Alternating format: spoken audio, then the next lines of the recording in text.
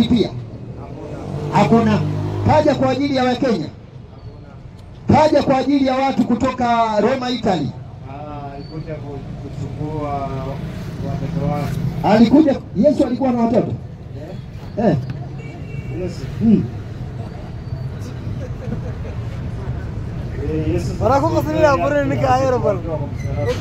Alikuja kuwachukua watoto wake. Mimi nishangaa kwa sababu ukisema Yesu ana watoto tungejiuliza, kwa sababu hapo haikuwa na mke ama alioa. Sasa watoto wangeyapata wapi? Kwa hiyo Yesu anahusika na watu gani? Kaka, hebu mpishe mchungaji akae baba. Mchungaji, mpeni mic, mpeni kiti. Huwa tunazungumza naye siku. Hebu karibu mchungaji. Naomba kiti kimoja kwa vijana ambao uko na chini ya miaka 18. Achia kiti. Vijana ambao uko na chini ya miaka 18, achia kiti. Si unajijua bana. Hebu mchungaji akae. Kaka yangu kutoka Burundi, Yesu katumwa kwa watu gani?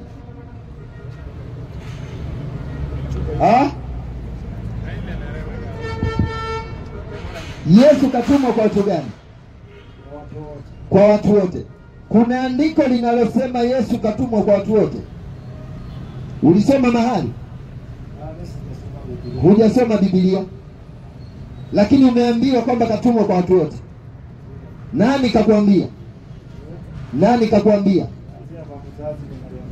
Mzazi kakuambia Yesu katumwa kwa watu wote, nawe ukakubali? Alikuwa baba yako. Hivi amekusomea mahali ama amekuambia tu mkiwa shambani?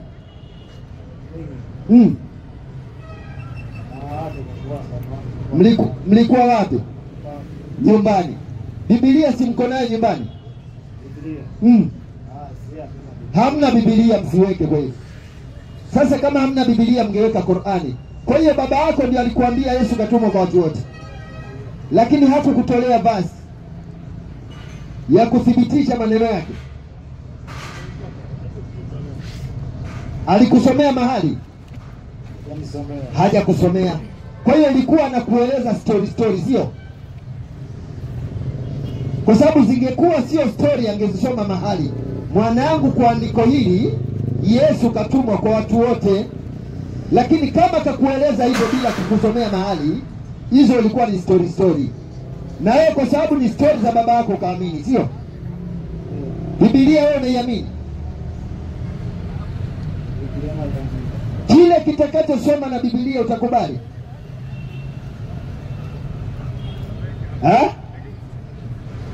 Ama Biblia pia huiamini kwa sababu nyumbani hamkuweka? Kitakachosoma na Biblia utakubali? Utakubali. 5:2 Mika. Tumeweka ahadi yeye na mimi, sio? Wewe si unaiheshimu Biblia? Wewe unaweza bishana na Biblia? Kwa hiyo Biblia itakachosema wewe ni kukubali tu. Hata mimi Qur'ani itakachosema mimi ni kukubali. Dada, hamjambo? Hebu nianze kumsalimia huyu. Hebu njoo salimia. Msichana. Salimia watu. Njoo nisalimie. Mimi najua Kristo uko na heshima sana. Hebu njoo nisalimie. Anasema hana. Dada, wewe mtu mzima nisalimie. Wewe nisalimie. Na wewe pia. Hebu nisalimie tu. Naomba nisalimie. Mambo Tanzania na mambo huwa tuna tafsiri yetu, lakini hebu nisalimie kwa ajili ya heshima ya mkutano. Njoo tu nisalimie. Dakika moja tu nisalimie. Mimi najua ni mtu heshima, halafu umekaa kama umeokoka vile. Yaani ile salamu ya Mungu, amani ya Mungu iwe pamoja nao. Hebu njoo nisalimie. Tena na mchungaji pale, kwa heshima pale. Hebu nisalimie tu mara moja, kisha uende. Sina mambo mengi, sina mambo makubwa. Amani ya Mungu iwe pamoja nao. Dada. Hebu tena. Hii maiki kuna vitu viko. Sasa. Hebu 5:2 Mika. Sikiliza basi, sikilizeni msiondoke. 5:2 Mika. Inasemaje? 5:2 kitabu cha Mika inasema hivi mwalimu. Ndio. Bali wewe Bethlehemu Efrata, uliye mdogo kwa miongoni mwa elfu za Yuda, safi, kutoka kwako wewe atanitokea mmoja atakayekuwa mtawala katika Israeli. Hebu mpe ndugu yangu kutoka kule Buyenzi. Kaka, Kiswahili wewe unasikia vizuri, sio? Lakini si unauza njugu, unauzia kwa lugha gani? Ndio hicho tutatumia. Si unajua neno njugu, sio? Na karanga ndio Kiswahili hicho. Sasa yote ni mamoja, yaani sawa na kuandika sifuri halafu ukafuta na ukaandika o. Hiyo si hiyo tu. Asante sana. Sasa Yesu hapo hajatajwa mtu.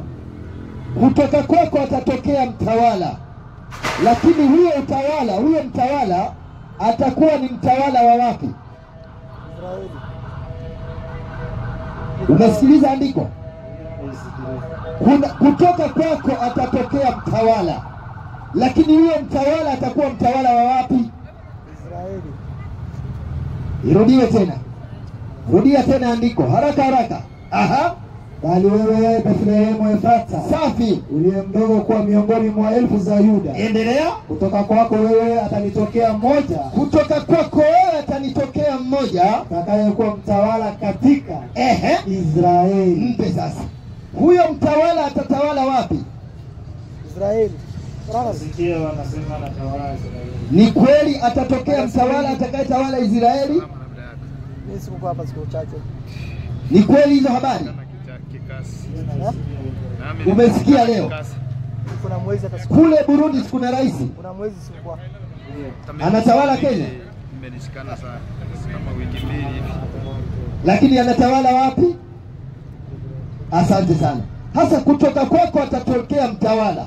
Atakayetawala wapi? Utawala sio? Safi kabisa. Hebu atulie tu. Kuja sasa uze njugu. Kuja mpaka hapa na njugu zako nikutangazie. Njoo. Halafu mpishe huyo kaka mwenye viatu vya dukani pia. Karibu lakini. Na wewe usikilize ujumbe tu. Njoo mpaka hapa nikutangazie njugu hizi. Na yule jamaa yangu ananunua za 600 ametoka lakini atarudi. Umesema njugu ni ngapi? Hapa ni Wakristo pekee. 20 na 50. Jamani, hebu tununue hizi njugu za 20. Amesikiliza maneno ya Allah, amenitii, amekaa kidogo. Japo lugha ndio hivyo. Lakini kwa kumweka tu, hebu nunua njugu yake ambao basi itafune taratibu ukiwa unazunguka taratibu, sawa? Lakini waambie watu assalamu alaikum. Utawaambiaje? Ansia hapa. Hebu sema assalamu alaikum. Hiyo anasema hawezi. Azunguka tutalete hapa mwalimu. Alete pale sio? Msabato nataka kutukupiga. Kuna ule msabato kwanza muuzie za 600. Yuko pale muuzie za 600. Hapa. Hebu mpe msabato nimsikie. Mchungaji ndio ameanza. Twende na haki. Kaka, amani ya Mwenyezi Mungu iwe pamoja nao. Nawe pia. Siku nyingi kidogo hatujaonana katika maeneo. Hata mimi. Huko karibu sio? Nilikuwa karibu lakini nilizikana kikazi. Kazi iko nyingi sana. Kazi ni muhimu tufanye. Na mimi nikuombe dua Mungu abariki kazi ya mikono yako. Nawe pia. Na vile unatafuta kwa njia ya halali Mwenyezi Mungu pia akulipe heri. Amen. Asante sana. Ile riziki unaitafuta basi Mwenyezi Mungu aifanyie njia nyepesi. Akulishe wewe pamoja na watoto wako. Nawe ukubali Uislamu. Hapo ndio kuna shida sasa. Hapo tusiende. Tumetoa andiko hapo, mimi najua mchungaji unaheshimu Biblia. Saidi. Bethlehemu Efrata. Ulio mdogo katika majumba ya Yuda. Kutoka kwako atatoka mtawala. Atakuwa mtawala wa Israeli. Si kweli? Kulingana na maandiko iko sawa. Kwa hiyo kumbe Mungu anamleta mtawala. Atawale wapi? Israeli. Twaweza msukuma atawale Kenya? Inawezekana kulingana na maandiko. Narudia tena. Yes. Huyu mtawala ambaye Mungu amemteua rasmi aje atawale wapi? Israeli. Sasa sisi kwa sababu tuko wajanja tuikatae kauli ya Mungu, tumsukume aje atawale Kenya. Inaingiana akilini? Itaingiana kulingana na hii nitakupea. Hanipe. Hiyo Mika 5:8. Twende. Hii 5:2 tufute. Hii imeandikwa kwa makosa. Iko hapo. Tufute hiyo. Tuje 8 iliyoandikwa vizuri. Twende. 5:8 Mika inasema. na hayo mabaki ya Yakobo ndio yatakuwa katika ya mataifa, kati ya mataifa, ndio kati ya kabila nyingi, na mfano wa simba, na kati ya wanyama wa misitu. ndio hiyo, Kama mwana simba kati ya makundi na ya kondoo. haya mpe, ndio hiyo. Hiyo ndio nasema kwamba swali yangu ni ndio tuelewane. Naam, Imeanza kusema Israeli. imeanza kusema Israeli. Israeli historia yake ilitoka wapi? Sijui. Sijui. Si Yakobo ndio alibadilishwa baada ya kupigana na malaika usiku kuja, si ndio amebadilishwa ikawa Israeli? Sijui. Hapo ndipo hicho kisasi kinaanza. Hapo Mika 2 ndio inasema ya kwamba mtawala atakuja na ataongoza Israeli. Ni kweli. Ukienda chini, Kabla tuende chini. yes, Kutoka kwako sio ametokea bado, ni utabiri. Kutoka kwako atatokea mtawala, lakini utawala wake wa wapi? Israeli. Alipatikana mtu wa hivyo, Alipatikana akawa anatawala yeye kulingana na utawala wake, au kuwa hii tunaona tu ya kawaida hii. Narudia tena, Ya Bethlehemu Efulata ulio mdogo katika majumba ya Yuda, yes, kutoka kwako wewe atatokea mtawala. Atakaye tawala wapi? Israeli. Alitokea, Huyo alitokea akatawala, aliyotokea. Na vile watu walivyokuwa wanachukulia haya maandiko sio vile, atatokea na atatawala milele. Kwa hiyo hilo andiko si la kweli. Gani? Hilo tumetoa 5:2 Mika. Ndio maana imefika 8 nayo ikueleze vizuri. Kwa hiyo 8 inakataana na 5. Haikataani. Ndio maana imesema mabaki. Hebu tuende vizuri mchungaji. Hebu kitabu cha Matendo ya Mitume 5:31. Ikiwa huku hutatuelewa, hebu msikilize hapo. 5:31 Matendo ya Mitume 31 Matendo ya Mitume nasema, ndio mtu huyo Mungu amemtukuza kwa mkono wake wa kuume, safi, awe mkuu na mwokozi, ndio awape Waisraeli nini? Waisraeli Nini? toba na msamaha wa dhambi. Mpe sasa. Kuna mtu Mungu amemtukuza kwa mkono wake wa kuume. Kuna watu watapata toba. Pia watapata msamaha wa dhambi zao. Wakina nani hao? Israeli. Huyo mtu alitokea hata huko na habari. Ni nani? Yesu Isa. Kwa hiyo kumbe Mungu kuna mtu amemleta atoe msamaha pamoja na dhambi na toba. Kwa watu gani? Kwa Waisraeli vile inasema. Asante. Tukatae maandiko ama tukubali? Ndio maana nasema hivi, hatukatai ndio maandiko, lakini inabidi tunukuu kiini chake. Kiini cha maandiko. Asante. The context. Tukinukuu kiini cha maandiko, yale yaliyotunayanukuu yanatufundisha kwamba kuna mtu Mungu alimtukuza, sio? Akampa cheo huyo mtu akawa mkubwa, sio? Tena mtu huyo akatoa msamaha wa dhambi, sio? Alitoa. Na toba pia akatoa, sio? Hivyo tu. Kwa watu gani? Waisraeli. Nani huyo? Ni Yesu Isa. Kuna ubishi hapa? Hatuna ubishi. Hakuna. Hiyo sasa 13:23. Hiyo Matendo 13:23. Sisi tunataka kumweka mahali Yesu Mungu alipomchagulia kukaa. Tusimtafutie vichochoro wakati Mungu kashajua kwamba nikimleta Yesu atakuwa mkuu, atatoa toba, kuna watu watasamehewa dhambi. Lakini Mkenya, Burundi kama ndugu yangu anauza jugu, wale wa Tanzania tumetoka kwa mama, wale Europe, wale hapo hatuingilii. Mungu kashamleta kwa watu wake. Endelea kusoma andiko. 13:23 nasema na 3 twende. Katika uzao wake mtu huyo. Tena Biblia inasisitiza kwamba huyo mtu katika uzao wake ndio Mungu amewaletea Israeli mwokozi. Mungu mwenyewe kwa hiari yake akawachagulia Israeli, akawaletea mwokozi. Endelea. Yani Yesu ndio kama alivyoahidi. Sikilizeni mtasikia Ahadi ya Bwana haivunjiki milele, ni ahadi ya Bwana haivunjiki milele, ni ahadi ya Bwana haivunjiki. Mungu anawaahidi wana wa Israeli. Sema nini? Akawaletea mwokozi, na mnatuimbia kila siku kwamba Mungu hajawahi vunja ahadi. Mpe mchungaji, Mungu hajawahi vunja ahadi yake, si kweli? Ni kweli. Baada ya kuahidi wana wa Israeli, akamleta nani? Yesu. Kwa watu gani? Kwa Waisraeli. Wakenya tunaingilia wapi? Sasa wacha nikupee hivi. Haya. Yohana Ngapi? 1:29. 1:26 Yohana. Twende katika maeneo haya. 1:29. Sasa tunavunja ahadi ya Mungu leo hapa Israeli. Mchungaji anataka kumkosoa Mungu baada ya Mungu kuahidi kuwaletea wana wa Israeli mwokozi, na akamleta Yesu. Mchungaji anamwambia Mungu, hujui kupanga, sisi ndio wapangaji wenyewe mambo. Wewe unatuambiaje umemleta Yesu kwa wana wa Israeli wakati wa Kenya pia tunahusika? Anatoa andiko la kukataana na Mungu. Soma Yohana Mtakatifu 1:29. 1:29, kisha nije Mathayo nikufafanulie vizuri. Siku ya pili yake amuona Yesu anakuja kwake, akasema, ndio, tazama, mwana kondoo wa Mungu, ndio aichukuaye dhambi ya ulimwengu. Endelea. Kwa hivyo tu.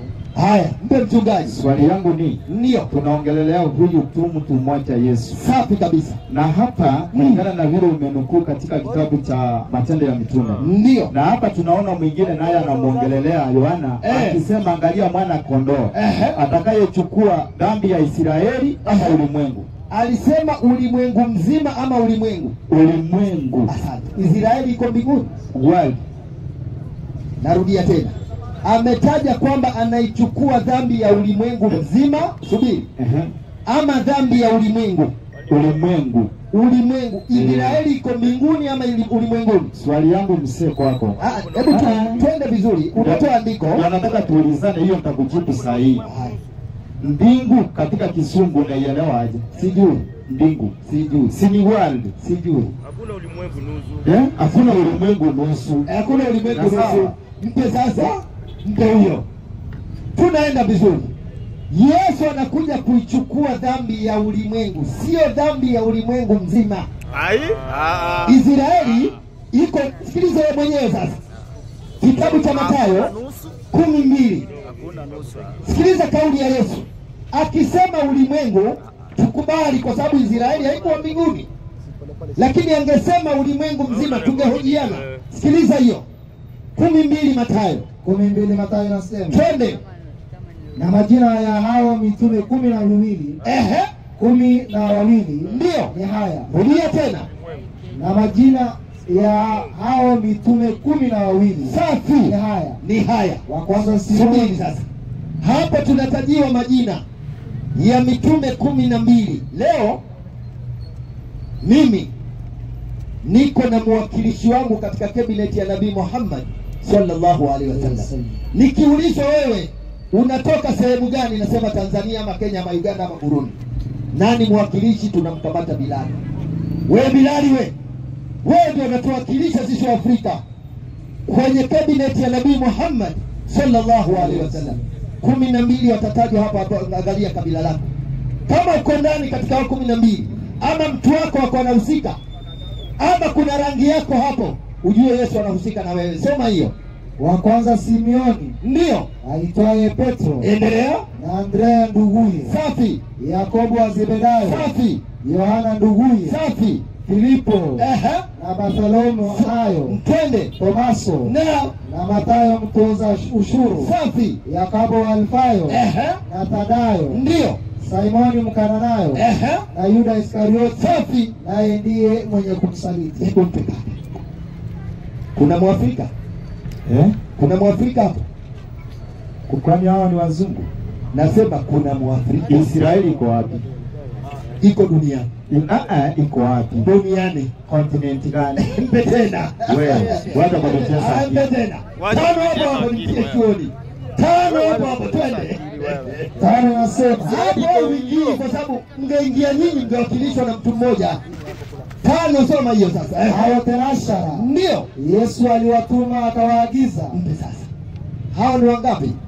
12. Yesu anawafanyaje? Anawatuma. Anawatuma. Wanafunzi wangapi? 12. Ambapo Mwafrika hapo hapo. Ndio nakuuliza utu explainie hapa. Israeli kulingana na masomo yako. Ndio. Iko continent gani? Europe, Asia, wapi? Mpe sasa. Soma andiko. Yaani nyinyi na Yesu hamuhusiki. Sikiliza vitu hivyo. Israeli iko Afrika. Iko duniani. Soma andiko. Inasemaje Mohamed? Ugiriki anasema Europe. Inasema iko Europe. Si wazungu wao. Ndio waliletea kitabu kisha wakaiweka cover jeusi wakapaka rangi ya red.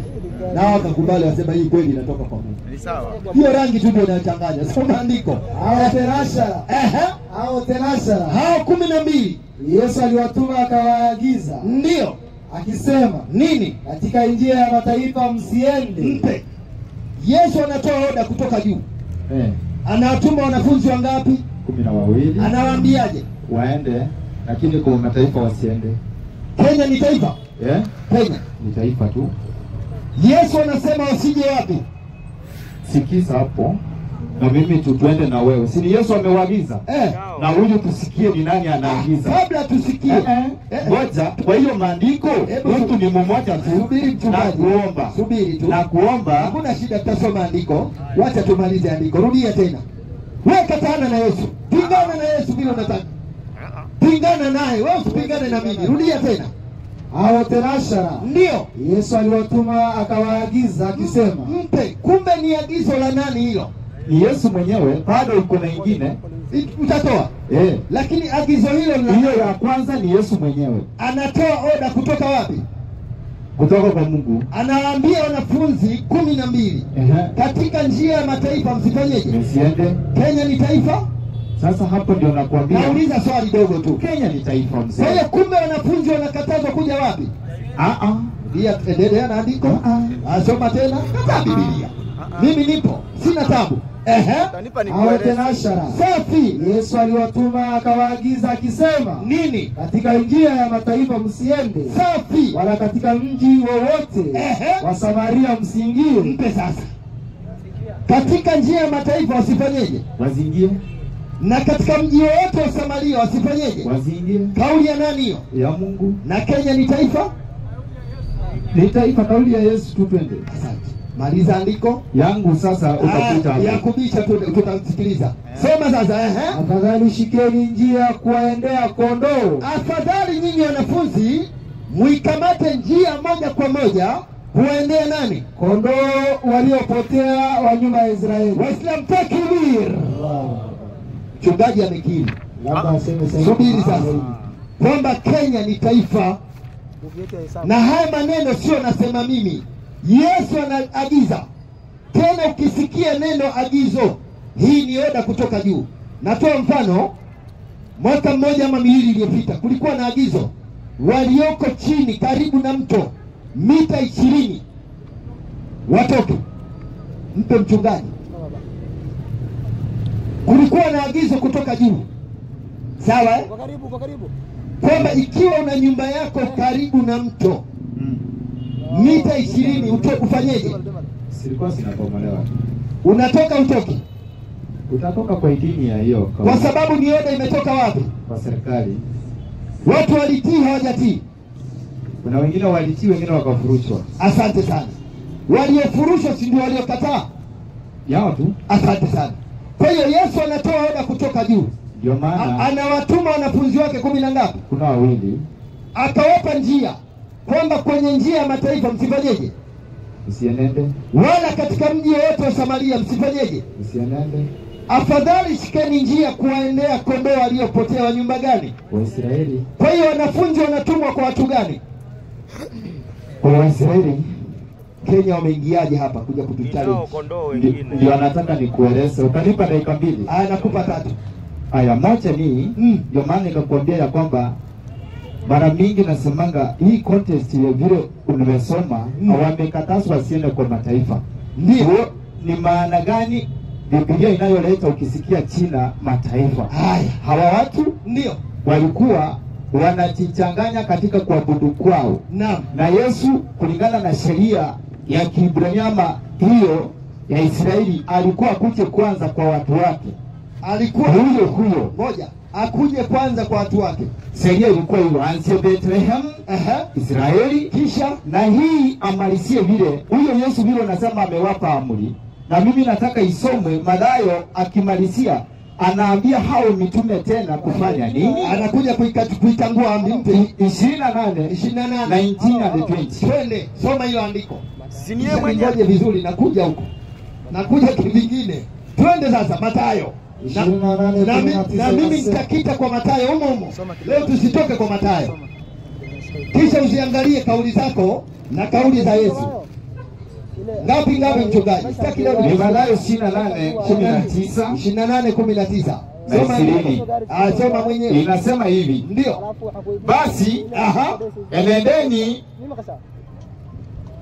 Basi enendeni ndio mkawafanya mataifa kuwa wanafunzi, ndio mkiwapatiza kwa jina la Baba na la nani na Mwana na Roho Mtakatifu. Safi.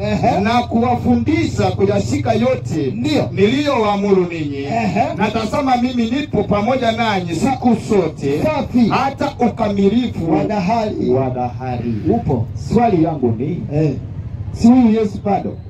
Yesu huyo bado. Na unasema ndiye anatuma sasa hawa wanafunzi 12 kuja kwa kina nani? Wamemaliza kazi yenye mahali alikuwa amewaagiza. Ndio. Sasa nendeni nje. Mpe sasa. Ukisikia mataifa kibibilia 17:25 kitabu cha Yeremia 27:17. Soma andiko hilo 25:17 Yeremia inasema. Ukisikia neno mataifa usihangaike mchungaji. Nakupa hiyo kafundishe kanisani Jumapili.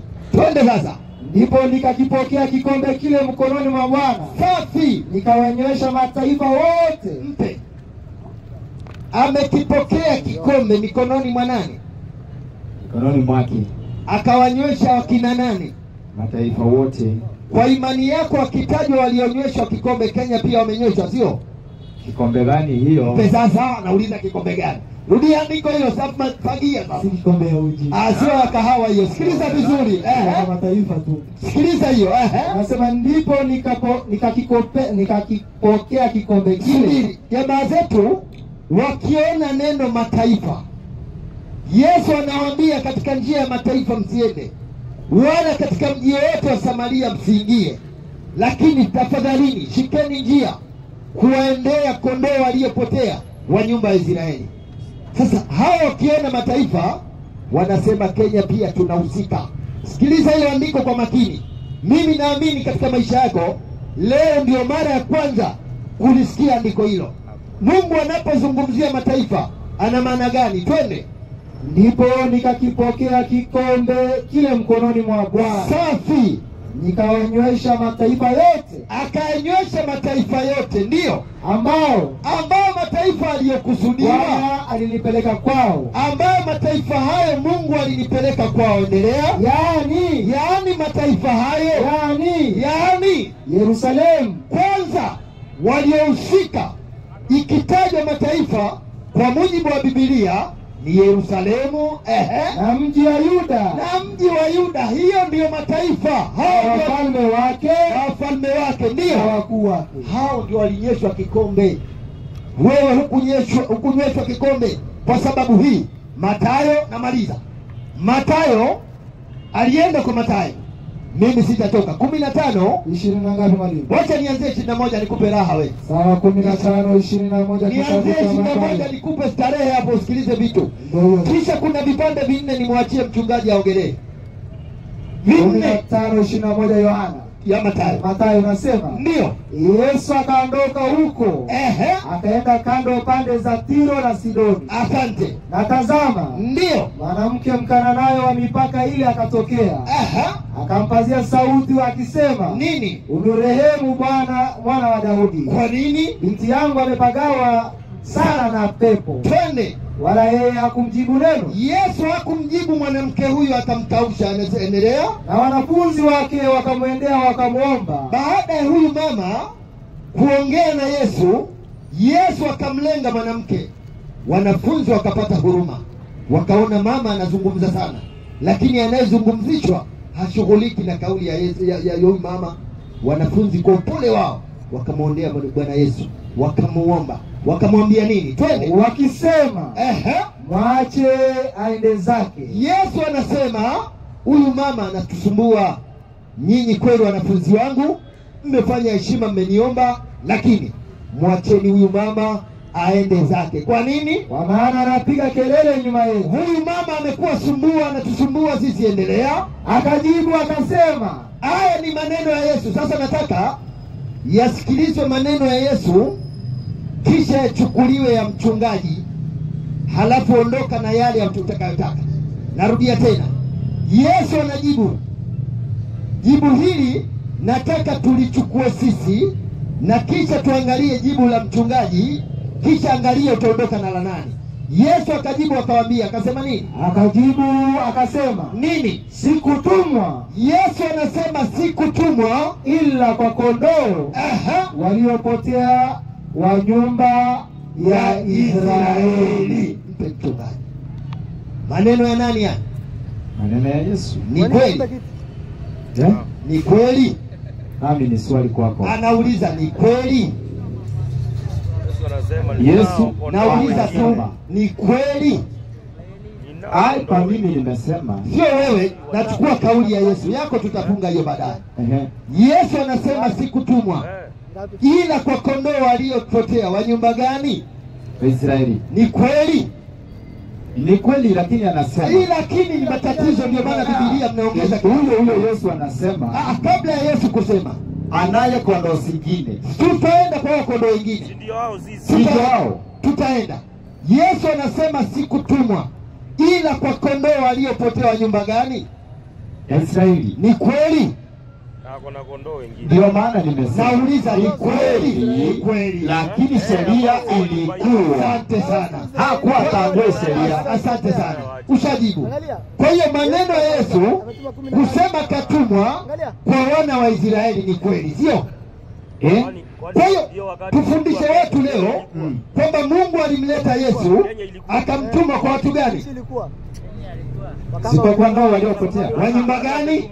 Israeli. Wewe Mwisraeli? Yes. Wewe? Yeah. Mengiaje Kenya? Umepitaje? Hapa sasa ndio utaelewa. Asante sana. Narudia tena. Hiyo hatuwezi. Wewe ni Mwisraeli halisi. Asante. 12:7 kitabu ya Yoshua. Hebu nifanyie mie. Mimi nina tabu. 12:7 Yoshua. Kisha nisikiliza andiko hilo mchungaji. Anakiri kabisa mchungaji kwamba Yesu katumwa kwa wana Israeli, na kauli ya Yesu ni kweli, katumwa kwa wana Israeli. Mchungaji kasema na mimi najisogeza nipate joto sasa la Waisraeli. Naingia katikati na mimi Mwisraeli. Sikiliza hizo vitu. 7:12 inasemaje? Yoshua inasema. Safi. Sasa tunamtazama huyu ni Israeli. Muangalie vizuri. Hiyo andiko kuna mahali usome pole pole. Sio sauti. Inasemaje? Ndiposa wana wa Israeli hawawezi kusimama. Mpe kwanza. Niposa watu gani hapo? Wana wa Israeli. Wakitaja wana wa Israeli na wewe uko ndani? Uko ndani Umeruka. Niposa wana wa Israeli. Wakitaja wa Israeli, mchungaji naye ni muhimu katika hao. Ni Mwisraeli sio? Katika hiyo ndio nimekwambia haya mpe sasa Waisraeli hao twende. Wacha nisikie raha nirupige tena. Hebu ipige taratibu lakini muangalie kakaaje. Twende sasa Nasema ndio. Ndiposa wana wa Israeli. Ndiposa wana wa Israeli akiwepo mchungaji hawawezi kusimama mbele ya adui zao. Hawa ni waoga, hawawezi simama mbele za adui zao. Wakawapa kisogo adui zao. Wana tabia ya kuwakimbia watu wa adui zao. Hawaendelea kwa sababu wana wa Israeli, kwa sababu mchungaji yako ndani, kwa sababu huyu Mwisraeli wamelaaniwa. Inna lillahi laana. Hebu ngoja tu kidogo mchungaji. Hapo sasa hebu apumue kidogo. Kwa hiyo tuko na mtu tayari ako na laana ya Allah. Ikiwezekana tumtafutie. Hiyo ndio alikuja kutoa. Dakika moja niongee na mchungaji. Kuna jambo limetutokea Waislamu wote. Mimi nakubali kwamba mchungaji unaheshimu Biblia. Hata sisi hatujitoendaje. Yeah.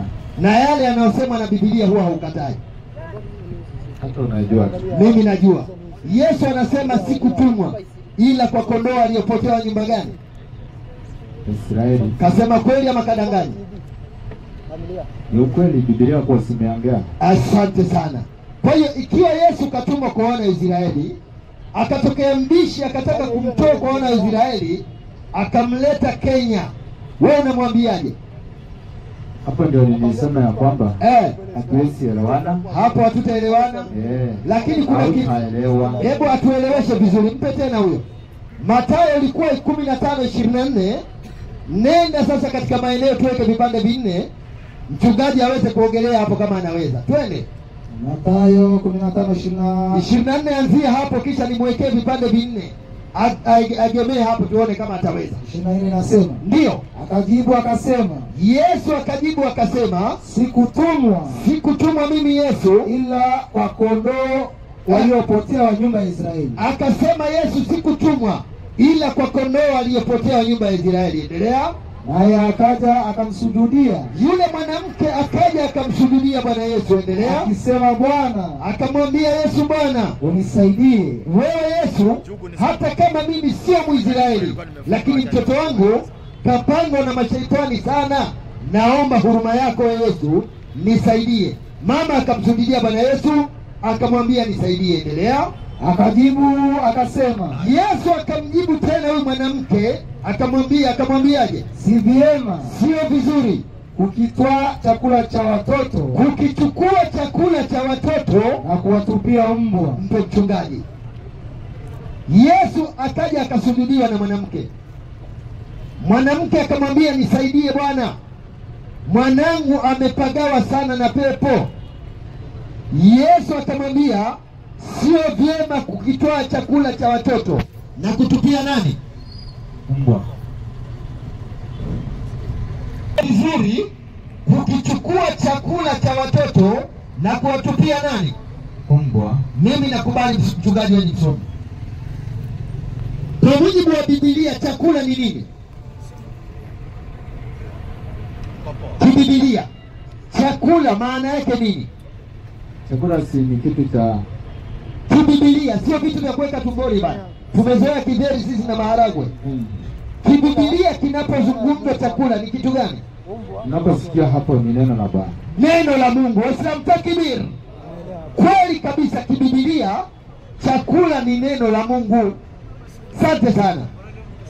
Na wanapozungumziwa watoto, Yesu anasema si vyema kukitoa chakula ambacho ni neno la Mungu, kukitoa chakula cha watoto na kutupia mbwa.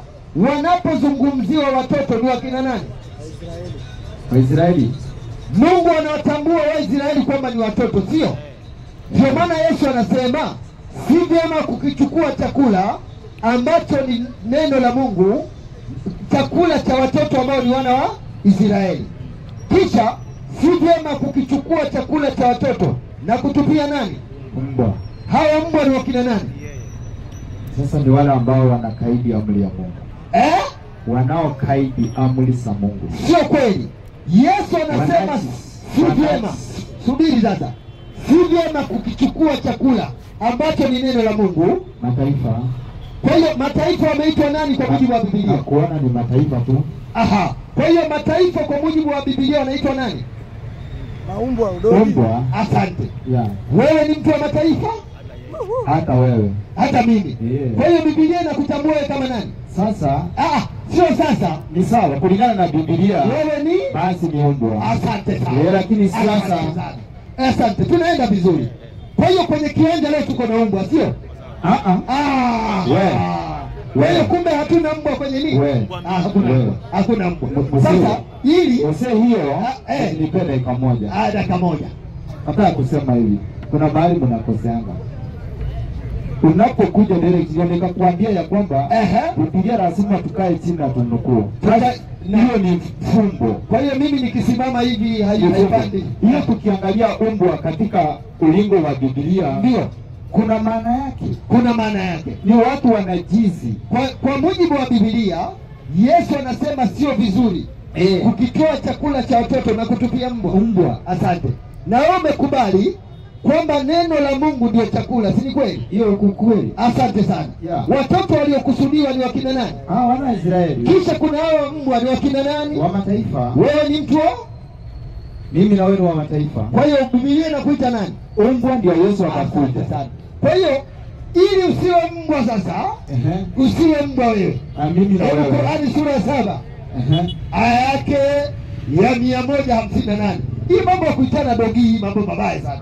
Binadamu unaitwa mbwa. Sikiliza sasa. Kuna yule aliyokuja kwa ajili la ilaha illa Allah. Tena mtu anaitikia hata nani ni mbwa.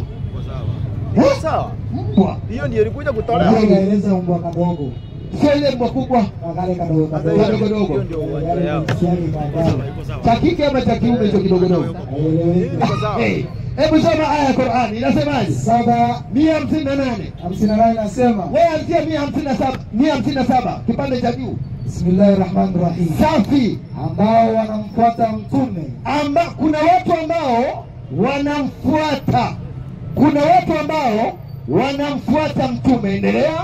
Nabii aliye ummi. Tena nabii huyu aliye ummi ndio asiyejua kusoma wala kuandika. Tena nabii huyu palipoandikwa hawezi kusoma na hawezi kuandika mahali ambapo pameandikwa. 58 hapo kusomeka. Sema ewe Nabii Muhammad. Hebu wanaomfuata Nabii Muhammad mkono juu. Sallallahu alayhi wasallam. Mtu akuite mbwa. Hebu angalia hao ndio wanamfuata Nabii Muhammad sallallahu alayhi wasallam. Endelea sasa. Nasema ewe Nabii Muhammad. Sema ewe Nabii Muhammad. Enyi watu. Hapa Allah anasema, anamwamrisha bwana mtume Muhammad aseme. Hapa Allah anamwambia Nabii Muhammad, qul, sema ya Muhammad, enyi watu. Hebu watu mkono juu. Qul ya ayyuhan nas. Watu mkono juu. Inni rasulullah. Naomba watu wanyoshe mikono. Watu. Nas. Kwa meza sijaelewa. Hebu naomba watu tunyoshe mikono. Hao washasema. Hao washasema wenyewe. Naomba tena watu wanyoshe mkono. Watu tunyoshe mkono. Watu nyoshe mkono. Watu mkono chini. Tushaelewa. Chukueni video hii mtume. Muhammad anasema enyi watu. Kuna wageni hapa. Ambao si watu. Muhammad anasema enyi watu. Rudia tena ni wapea. Soma tena. Anasema Muhammad anaamrisha qul ya ayyuhan nas. Inni rasulullah ilaykum jami'an. Washasema wao sio watu. Sema. Ewe Nabii Muhammad. Haya maneno anayozungumza Nabii Muhammad yanatoka katika kinywa tahara. Kinywa ambacho hakijawahi kuzungumza upuzi wala maneno ya kishenzi. Anaambiwa qul ya Muhammad. Sema, ambia na watu. Enyi watu, endelea. Enyi watu. Safi. Enyi watu. Hakika mimi ni mtume wa Mwenyezi Mungu. Kwenu nyinyi wote. Waislamu takbir. Kwa hiyo Muhammad anaongea na watu. Hawa anasema sisi kwa grupu la watu hatupo. Sisi ni madogi. Kama kachiwa kadogo.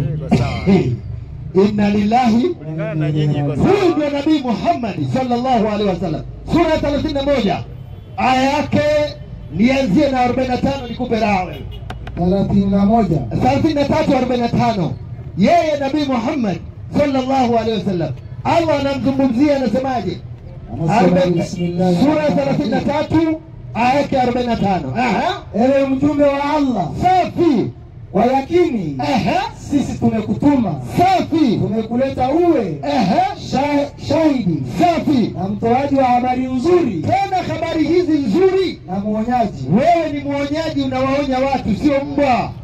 Na uwe muhitaji wa watu kwa Mwenyezi Mungu. Safi. Kwa idhini yake. Na uwe taa. Safi. Itoao nuru. Waislamu takbir. Sio mbwa. 56 inasema 56 hapo nipe raha. Hakika Mwenyezi Mungu safi anamteremshia rehema mtume sallallahu alaihi wasallam. Endelea. Na malaika wake safi wanamwombea dua Nabii Muhammad, kwa sababu katumwa kwa watu wanamwombea dua Nabii Muhammad, sio mbwa wanamwombea dua wala kondoo, la, watu ndio wanamwombea dua Nabii Muhammad. Twende. Wanamwombea dua. Naam. Wanamwombea dua kwa vile vitendo vizuri alivyofanya. Safi. Basi enyi Waislamu, sisi Waislamu, enyi Waislamu mliopata neema hii kufundishwa haya na mtume, Yeye mtume mwendeni rehema. Tumtakie rehema Nabii Muhammad sallallahu alaihi wasallam. Sura ya 3 aya yake 63 Qur'an. Hebu Waislamu niongezeni. Hebu naomba Waislamu. Naona siku hizi ushaanza kumwamini Nabii Muhammad. Si kumwamini. Mpaka leo humwamini. Hapa tunafundishana. So sijasema tunafanyaje. Nasema naona siku hizi ushaanza kumwamini sasa Nabii Muhammad. Yaani kumwamini aje sasa? Kwamba wametumwa na Mungu. 345. Hapo ndio tunabishana. Hebu nione hiyo.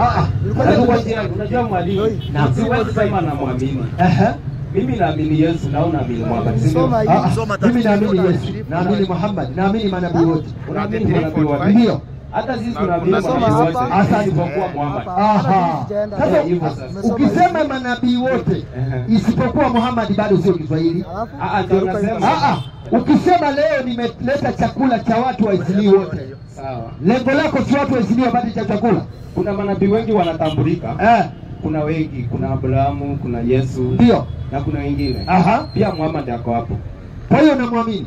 Sasa ile kitu nimesema hao wote na waamini ni isipokuwa nani? Hebu leta sababu ya msingi ambayo inakufanya usimwamini Nabii Muhammad. Niko na sababu mingi. Ya kwanza, na hizo sababu ndio maana nakuja hapa. Naomba moja. Unaomba moja. Sasa nataka si hii Qur'ani aliteremshiwa Mtume Muhammad. Sana kabisa. Nataka msomaji anisomee. Hii tafsiri ya Baruani. Tafsiri ya Baruani ndio. 79. Sababu za kutokumwamini nani? Nabii Muhammad. Anatoa katika Qur'ani ambayo ameteremshiwa nani? Muhammad. Unashangaza hata Ibilisi anakuka. Unajua mwalimu, mara ya kwanza tulikuja hapa. Safi, wacha iseme haya. Wacha kwanza nikuweka sawa ndio usiseme hivyo. Wewe huwezi niweka sawa. Mara ya kwanza nilikuja hapa ama mimi ama Wakristo wengine. Wacha isome haya kwanza. Wacha nikwambie kwanza. Nisome tu haya. Si akisoma nitakuuliza swali na tunaenda hapo. So nataka kukuweka wazi. Ndio. Mara ya kwanza nilikuja hapa. Kama Mkristo yote akikuja hapa. Unamhubiria Qur'an na Biblia iko hapa. Kuna wale hawajasoma Qur'an, si ndio? Ndio. So ukimsomea Qur'an atakwambia hiyo maandiko ni ya Qur'an sababu hajawahi soma. So wewe unampea mtihani, unamwambia enda usome hii Qur'an ndio waamini ya Mwenyezi Mungu. Na ukipata tazuizi mahali ama kuna kitu haitaenda sawa, kuelewa kuja uulize swali. Ndio. Si ndio? So mimi kukuuliza swali kwa Qur'an ni vile uliniambia mwanzo. Enda usome. Sina shida na wewe. Sina shida na wewe. Wewe umekuja vizuri. Umeuliza swali. Hivyo sasa. Swali nilokuuliza ushaanza kumwamini Nabii Muhammad. Ukasemaje naamini manabii wote isipokuwa nani? Bado tunaenda. Tunaenda. Mimi nataka pointi yako. Umesema manabii wote naamini isipokuwa nani? Nabii Muhammad. Asante. Na wewe ukasema kabisa kwamba hawa manabii wote nawaamini isipokuwa nani? Nabii Muhammad. Na mimi nikaomba sababu ya wewe ya kutokuwa muamini nani? Nabii Muhammad. Ndio ukatoa haya ni hiyo ni ya swali. Sasa wacha swali. Hiyo ni swali nikakuuliza, lakini kuna sababu mingi. Hiyo kwa hiyo sababu ya kwanza haya utakayotoa sawa haihusiani na hiyo. Iko hivyo. Hiyo ni swali nilikuwa nataka kuuliza. Lakini kwa sababu unasema nataka nikuruhusu uulize swali. Sawa. Mimi nilikuwa nataka sababu za kutokumwamini nani? Nabii Muhammad. Na wewe ukatoa Qur'ani utoe sababu za kutokumwamini ama swali lingine. Sawa, wacha nikutoe sababu moja. Alafu nikuulize swali. Sawa. Kuna vitabu viliteremshwa. Kuna Torati, kuna Injili. Ndio. Na kuna Zaburi. Na kuna Zaburi na kuna Qur'an. Ndio. Hizo vitabu zote ziliteremshwa na nyinyi mnasiamini, si ndio? Safi.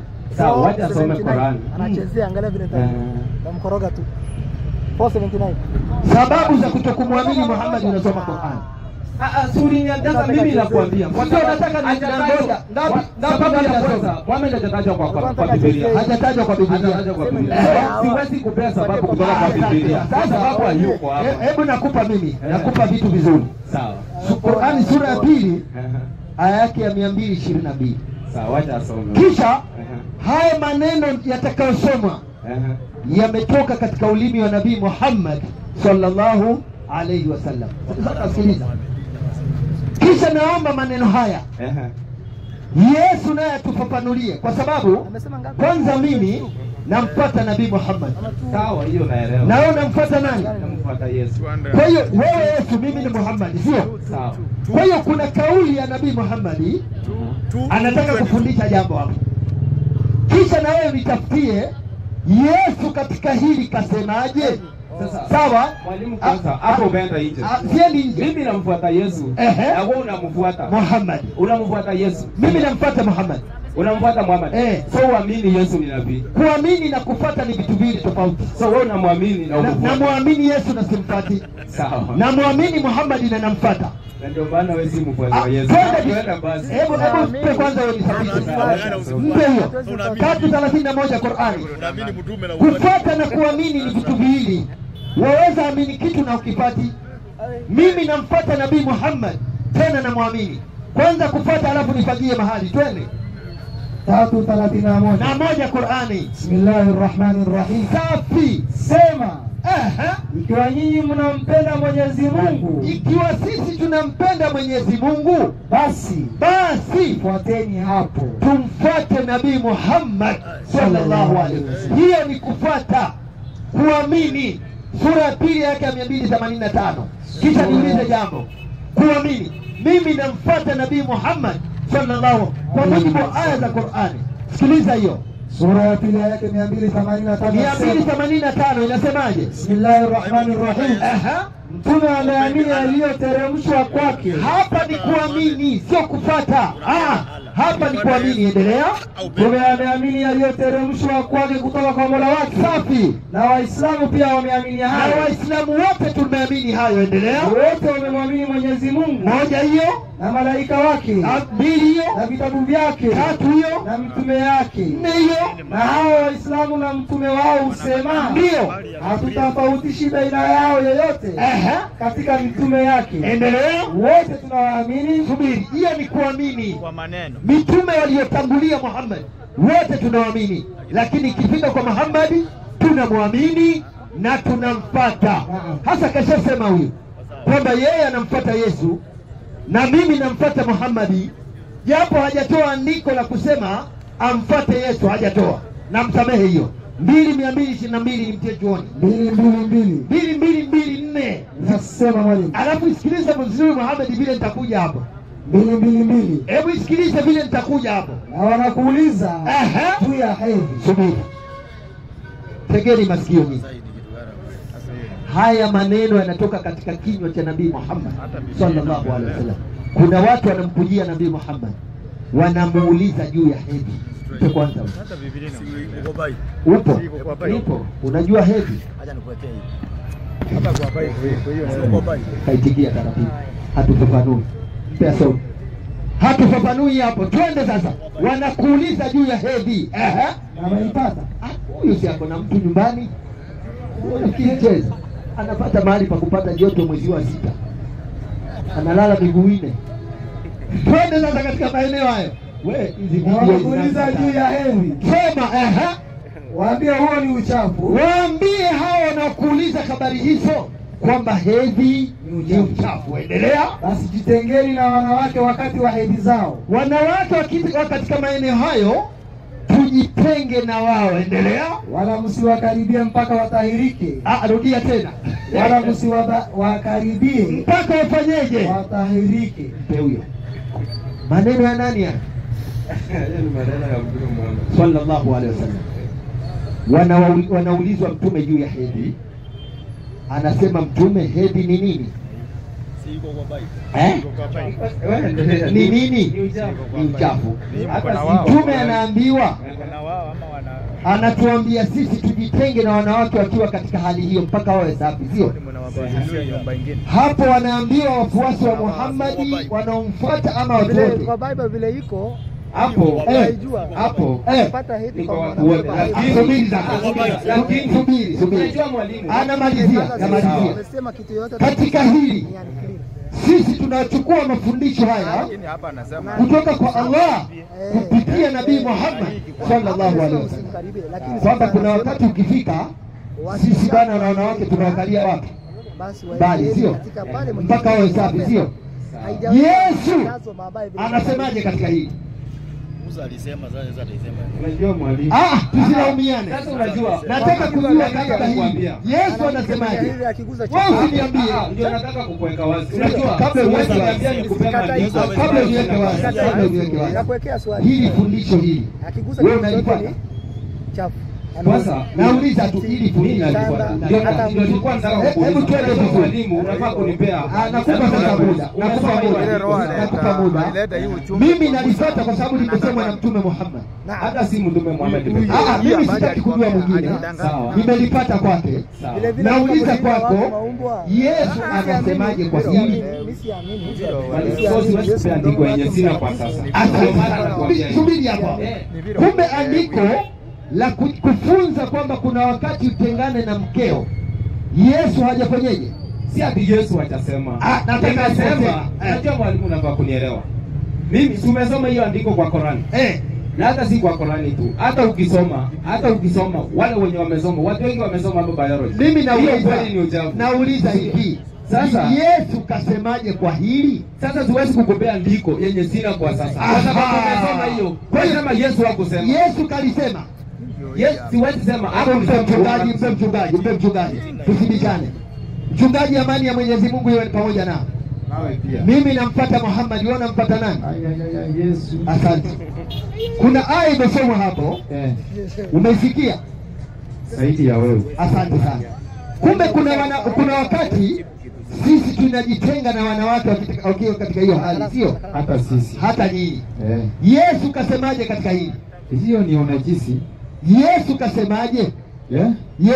Yesu akasemaje kuhusu hili? Hakuna haja kurudia na imesha. Mimi nimetoa ushahidi wa Nabii Muhammad sallallahu alaihi wasallam. Kurudia ni hivi. Huyu ambaye amepewa hii ujumbe, ndio kama ingekuwa na necessity ya kukusisitiza ama kuchange, Yesu angepewa. Lakini kama hakuongea, tunaamini ya kwamba hiyo sharti iko hivyo. Kasema nani sharti hilo? Musa kutoka akapewa na subiri. Katika Qur'ani kasema nani? Huyu sisi tunaambiwa aliletewa kitabu hata baada ya Yesu. Nauliza kasema nani hili? Mwenyezi. Kasema Mwenyezi kupitia Muhammad. Narudi kwako. Yesu katika fundisho hili kasemaje? Nataka kukurudia hapo. Kama kulikuwa na haja ya Yesu kuongelelea, angekuwa ameongea. Sasa nataka kufungulia nyuki sasa. Nafungulia nyuki. Mpe Yusufu. Sikilizeni kelele sasa. Na mhadhara sasa utangamka. Yusufu, amani ya Mungu iwe pamoja nao. Mzima bana? Mzima. Mambo super. Sawa kabisa. Andiko umelisikia? Nimesikia. Fundisho hili tunafundishwa katika Qur'ani kupitia nani? Allah. Kupitia mtume gani? Kupitia Muhammad. Kwa hiyo kwa maneno ya Muhammad yanatuhusia, anatuambia kuna wakati tujitenge na wanawake wakiwa katika hiyo hali. Alifanya mzuri. Na sisi tukachukua fundisho la Muhammad.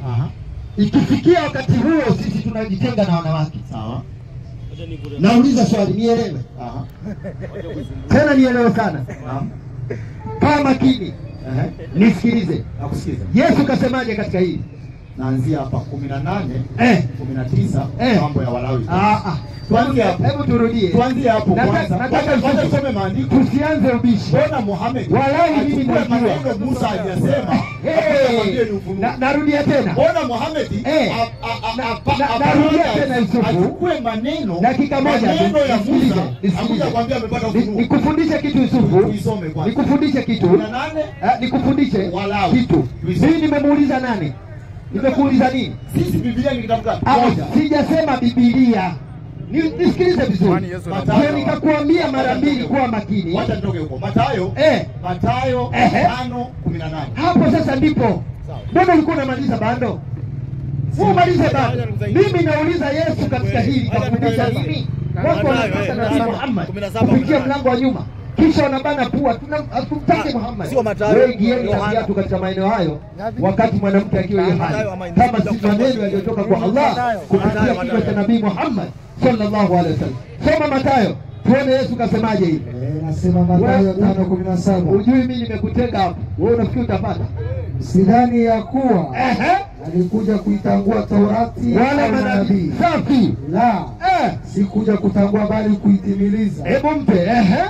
Yesu ndio anasema hajakuja kufanya nini? Kutangua Taurati. Sasa katika Taurati kuna neno kwamba mwanaume ajitenge na mwanamke kwa mwezi. Umeuliza swali. Nasema umeuliza swali. Hebu subiri. Mimi nimekuuliza kwa Yesu. Tunayo. Yesu anasema hatambui Taurati. Kwa utaratibu Taurati inasema mwanaume atenge na mwanaume. Hebu nikuulize. Kwani Yesu kapatiwa kitabu gani? Nasema Yesu. Nauliza Yesu kapatiwa kitabu gani? Tunaenda kupewa. Sitaki hivyo. Yesu alipewa. Wewe sema hivi, Yesu hili hajafundisha, aliyefundisha ni Musa, na mimi nakupa ushahidi kupitia kwa Musa, nikuruhusu. Aliyefundisha nani? Ni Musa. Sasa Musa akifundisha, si watu walijua. Asante sana. So Muhammad anaenda twende vizuri.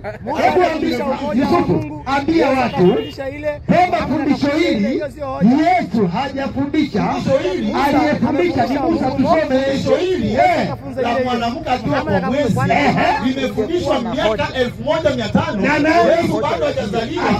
Hakuwa na haja ya kuja kufundisha mambo mengi. Limefundishwa. Kwa hiyo Muhammad anakuja akakopi maneno ya Musa. Hebu chukua maiki. Tukufundishe kitu. Unaongea na mtu wako makini sana. Na ndio maana nikakuuliza mara mbili. Kwanza tulia. Kabla ujibu tulia. Na nilichokuuliza mimi ndio hakuna jibu. Wewe sema hivi, Musa alifundisha habari hizi, lakini Yesu hajafundisha. Kwa hiyo mafundisho katika hili tunachukua kwa Musa. Yesu hajafundisha. Ili nikupe maiki usome hiyo andiko la kufundisha Musa. Mpe tena. Tangazia watu. Nataka ujue hivi. Tangazia watu. Ngoja, Musa, ngoja nataka unisaidie hata wewe kidogo mahali. Usikimbie, wataka kunikimbia.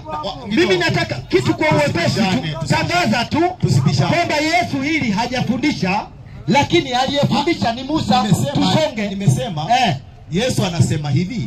Sio Yesu kusema. Mimi nataka fundisho hili Yesu asifundishe, na kama hajafundisha Yohana 8. Yohana 5. Ni 5 ngapi? 5 anzia 39. Twende 39. 40. Wewe unajua mimi nakuuliza nini?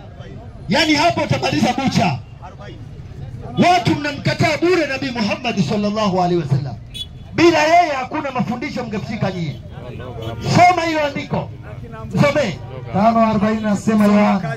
Yaani Yusufu angekuwa wazi tu kwamba kwa andiko hili, kwa fundisho hili Yesu hajatufundisha, lakini aliyetufundisha andiko hili ama fundisho hili ni Musa. Unaposema ni Musa, ni kuruhusu isome hiyo andiko, lakini kiri mbele za watu kwamba Yesu hili hajalifundisha. Mbona mchungaji bila hivyo amesema kwamba fundisho hili Yesu hajafundisha? Yusufu unataka kuipamba Biblia, mpe asome. Wewe 5:40 Yohana inasema, msome andiko. Wala hamtaki kuja kwangu mpate kuwa na uzima. Safi. Mimi sikupokea utukufu kwa wanadamu. Walakini nimewajua nyinyi ya kuwa hamna upendo. Asante. Lawama hizo.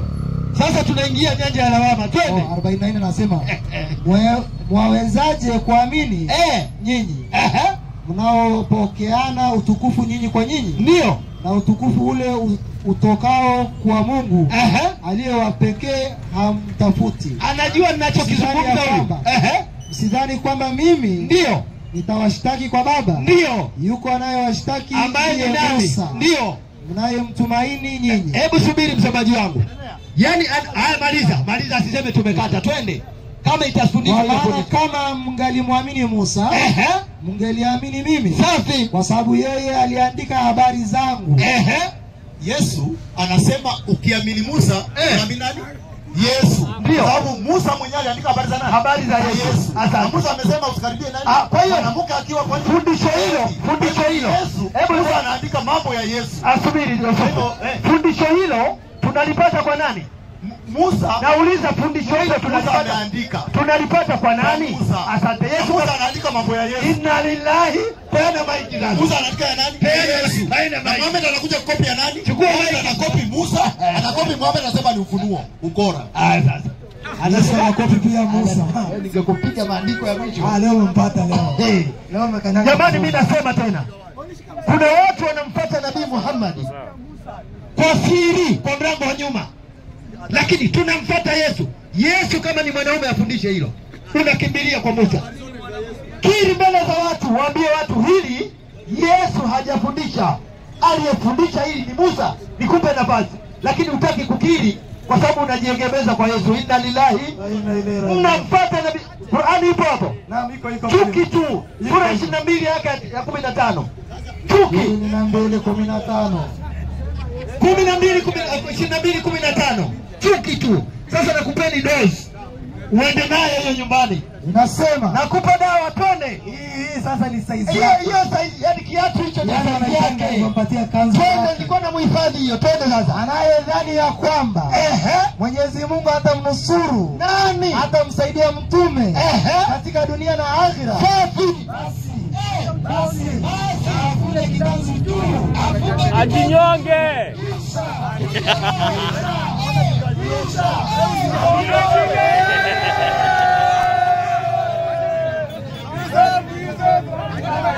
We